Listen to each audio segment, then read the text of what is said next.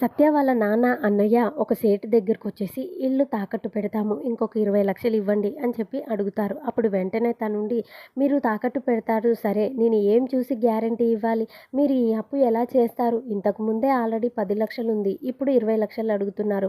మొత్తం 30,00,000 అప్పు అయితుంది కదా! అందుకనేసి ఒక పని చేయండి. ఇల్లునే సేలింగ్‌కి పెట్టేద్దాం అని చెప్పి అనగానే ఇక వాళ్ళు ఆలోచిస్తూ ఉంటారు. ఆ విషయం తెలుసుకున్న సంధ్య పరుగు పరుగున సత్య దగ్గరికి వస్తుంది. వచ్చేసి అక్క నాన్న ఇల్లు అమ్మేయాలనుకుంటున్నారు అని చెప్పి తనంటుంది. అప్పుడు వెంటనే సత్య ఒక్కసారిగా షాక్ అయిపోతుంది. అదేంటి ఎందుకు నాన్న ఇల్లు అమ్మేస్తున్నారు అనగానే ఆ ఖాళీగాడు మళ్ళీ బెదిరిస్తున్నాడక్క. అందుకనేసి నాన్న ఇంకా ఇల్లు అమ్మేద్దాం అనుకుంటున్నాడు అని చెప్పి అనగానే ఆ విషయం క్రిష్ చెవిలో పడుతుంది. ఇంక క్రిష్ కూడా అది విని షాక్ అవుతాడు. మరి ఏం జరుగుతుంది?